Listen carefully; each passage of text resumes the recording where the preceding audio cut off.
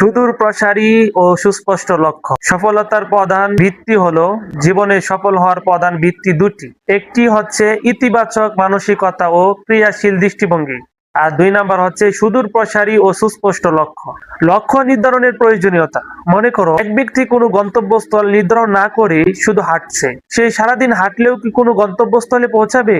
কিছুতেই না, কারণ তার যে কোনো গন্তব্যস্থল নেই। অন্য একজন উদাহরণস্বরূপ তার ইস্তাহি ও তালিমি মুরব্বীর নিকট যাবে, সে তার থেকে মাত্র 5 মিনিটের দূরত্বে অবস্থান করে, তো সে মাত্র 5 মিনিট হাঁটলেই গন্তব্যস্থলে পৌঁছে যাবে। কেন?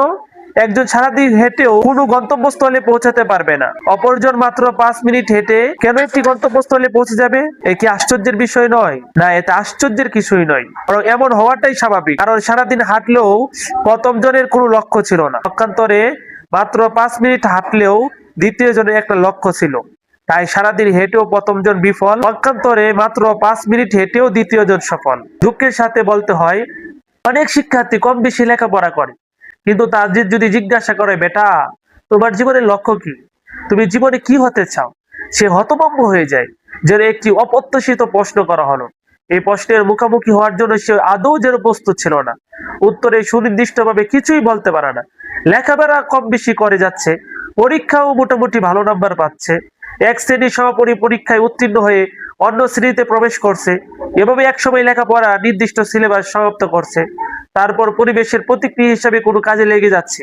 গুছানো কোনো ভবিষ্যৎ পরিকল্পনা নেই, সামনে যা আসছে সুযোগ অনুযায়ী তাই করে যাচ্ছে, চলছে আর চলছে, কি হচ্ছে আর কি হচ্ছে না, কতটুকু করা নিজের মধ্যে সুপ্ত প্রতিভা ছিল আর বাস্তবে কতটুকু করছে তা নিয়ে চিন্তা করার যেন কোনো প্রয়োজনই নেই এবং সুযোগই নেই।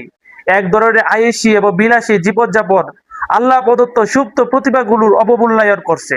নিজের সম্ভাবনাগুলোকে নিজের দ্বারাই উপকৃত হচ্ছে না, দেশ ও জাতীয় তার দ্বারা উল্লেখযোগ্য কোনো উপকার হচ্ছে না। এই জন্যই তোমাকে নির্দিষ্ট একটা লক্ষ্য নির্ধারণ করতে হবে।